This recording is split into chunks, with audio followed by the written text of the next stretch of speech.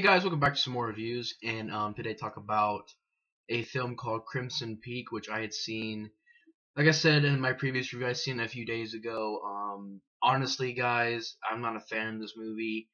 It gets a 7.2 on IMDb. I don't know if it's just because it's a newer film that is freaking bullcrap. This movie gets a higher rating than so many other classic movies, and I'm sorry, I was not scared by this movie. No suspense whatsoever. Just the movie altogether, I thought was just a terrible movie. And if you're a fan of the movie, that's cool. It's my personal opinion. I'm not a fan of this movie. I think it sucked. And so yeah, just please don't be a jerk to me about the movie because I don't like it. Just don't be a jerk about it. It's all I ask. This is my opinion, and in my opinion, Crimson Peak is not good. It was trash. I mean, basically, it, I appreciate the idea of them going back into the 1800s, back in the old days, and trying to go for the classic sort of 1800s sort of classic horror feel. And I like the idea of them going back to the basics, like a haunted mansion sort of deal, and the back to the storm, stuff like that, and the eerie atmosphere. Now, it's not a good movie in my opinion, but is there some good things about it? Yeah. Um, Personally, the story was a little bit interesting in my opinion. It was a little bit interesting. I also thought the location was well done. The set is beautiful. It's a beautiful film to look at. It's shot very, very well, so it's got some great cinematography. But besides that, I mean, to me, the acting sucked. The characters sucked. You know, it, it just the CGI was terrible. The suspense was nothing. And also, I'll give it this: it had a good twist end of it. I didn't really expect the twist. But besides those things, I mean, the movie it's 119 minutes, and granted it is rated R, but it could have been easily PG-13, honestly, because without the ending, I guarantee you this movie would not be rated R. I guarantee it'd be PG-13. Also, if the sex scene was a little bit, trimmed down a little bit, then yeah, it would have been PG-13. This could have been easily a PG-13 horror movie. And along like this follows pretty much the same formula that bad horror movies of today do. A bleak, sort of no suspense sort of horror atmosphere. Even though it is shot well, and even though the locations are done well, it just still has a bleak. I don't know. It's sort of weird how I say that because it's got a good atmosphere, but at the same time, it's still kind of bleak. You know, not all the movie has has a great look to it. The sets are good, but the look of the movie, I mean, it's shot well and the sets are done well, but sometimes you get that bleak look that really horror films do now, like Poltergeist the remake, Ouija, Mama. I can name off 20 more horror movies that get released now that because of that, that's a big problem with movies because they just have a bleak atmosphere that has nothing to it. It is shot well and it does have some good set designs, I will say that, but sometimes you do get those moments where, it's sort of that bleak atmosphere that a lot of horror films today they suffer from. And it was directed by Guillermo del Toro. He was involved with, I mean, this is the guy who directed Blade 2. Big fan of that movie. He directed Hellboy and Hellboy 2. I haven't seen Hellboy 2 in a while, but I do remember enjoying Hellboy a little bit. He directed Mimic, a movie that I want to see. And he directed Pacific Rim, which I heard some good things and some bad things about. And I guess he's gonna direct Hellboy 3 soon.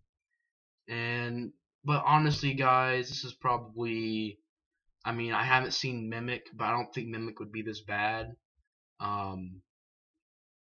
Honestly, it kind of interested me because it looked like a good movie, and I think it might get a high rating on IMDb. I might be wrong about that, but this is the guy that directed Mimic and Blade 2 and Hellboy.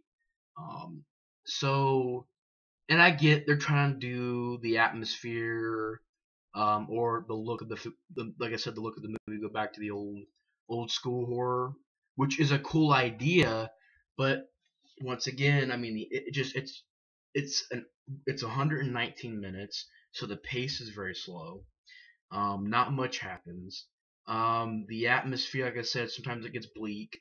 The acting I didn't really care for. The characters really didn't care for. CGI was terrible. It had some cliche stuff in it. And what it's about is basically you got this girl named Edith, and her father basically works at this place, and this guy comes in named Thomas Sharp, played by Tom Hiddleston.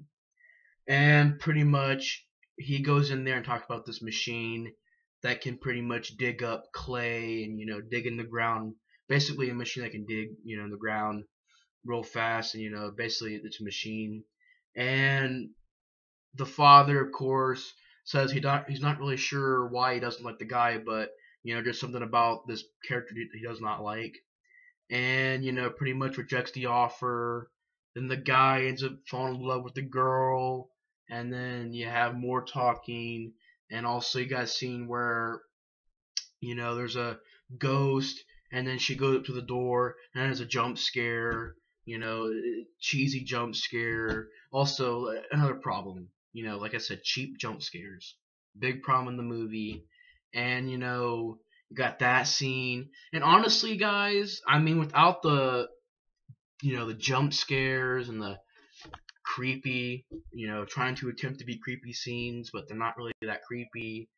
I will say this though, the twist was pretty creepy. The end of the movie, the twist was pretty creepy, but the first act and the second act of the movie was not that good. And the third act wasn't good either, but it did have a good twist.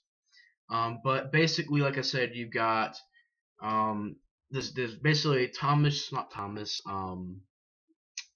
You got, yeah, Thomas Sharp and Lucille Sharp.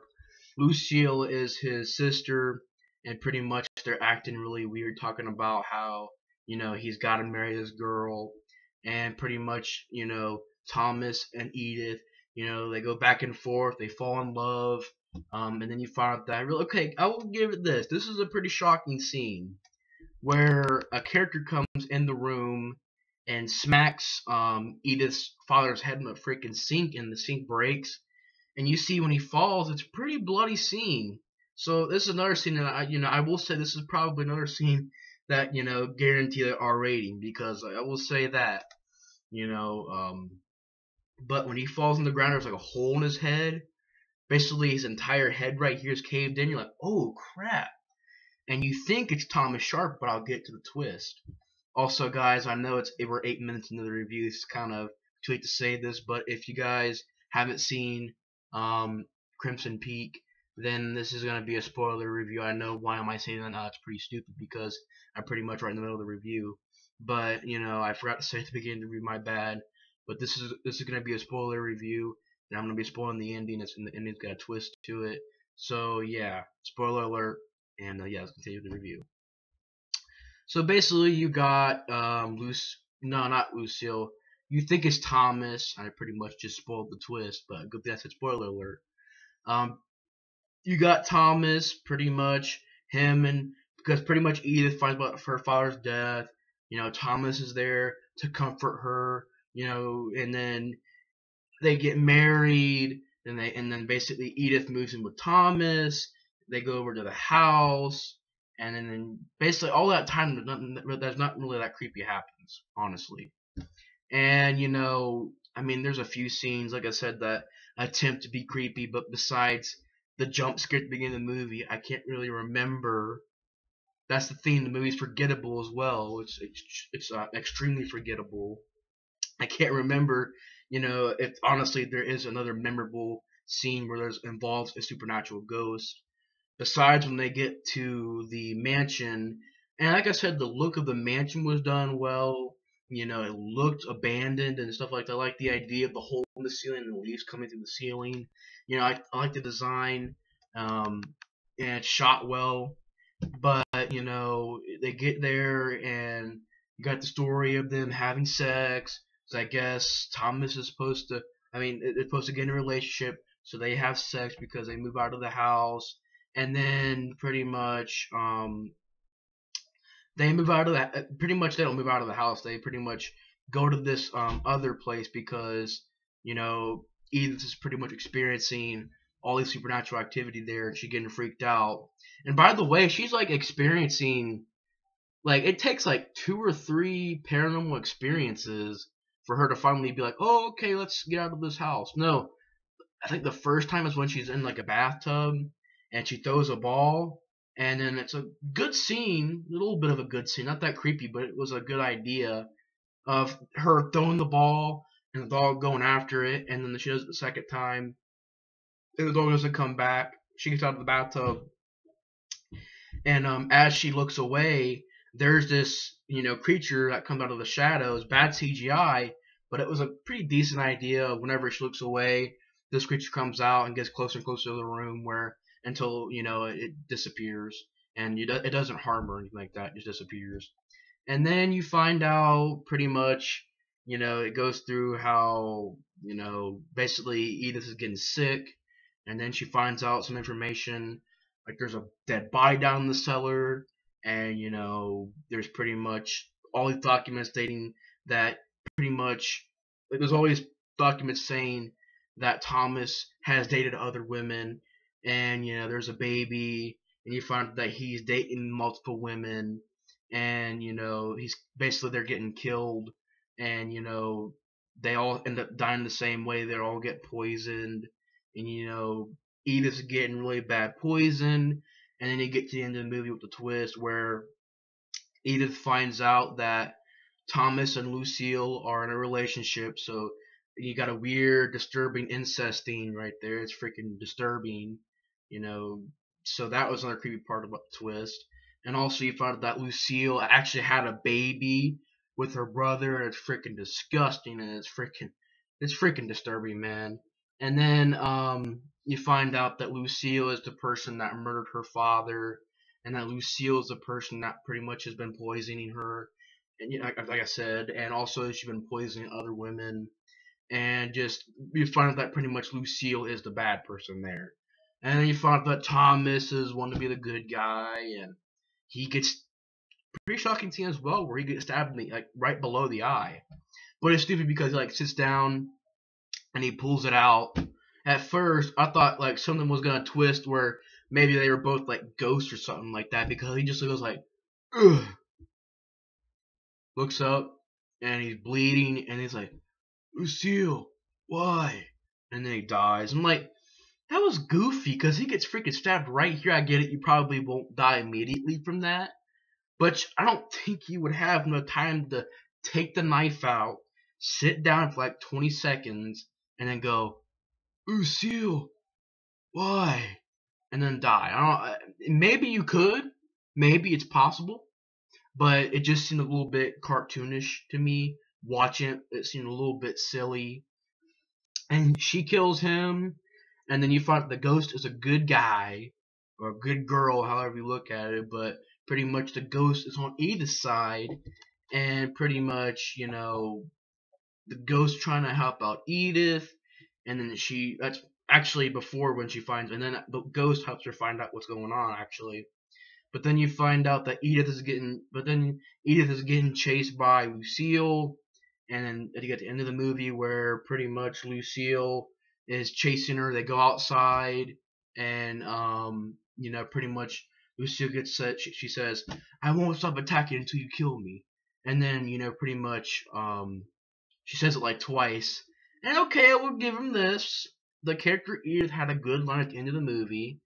She takes a shovel and beats the freaking girl's brains out, and she goes, "Yeah, I heard you the first time."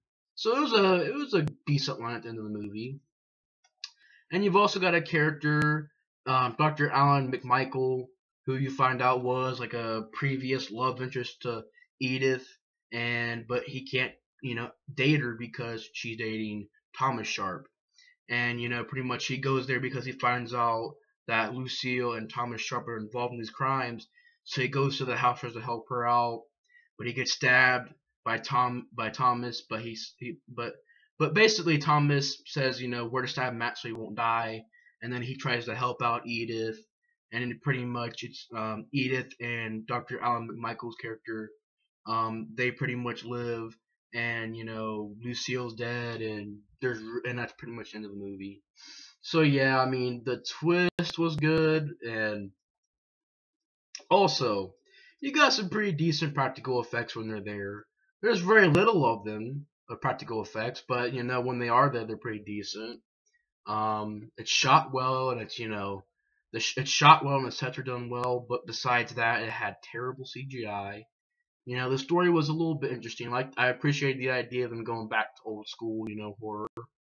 But it was a long movie. It could have been easily a PG-13 movie if they would have edited some of the violence out, and they would have edited some of the nudity and sex scene out of it. No, it was just one sex scene, but if they would have edited, there would have been a PG-13 rating. If they edited it around a little bit, it could have been easily a PG-13 movie. So yeah, I mean, it's just altogether, I don't like the movie. Yeah, thanks for watching my rant on Crimson Peak, and I'll see you guys in the next review. And so yeah, see ya.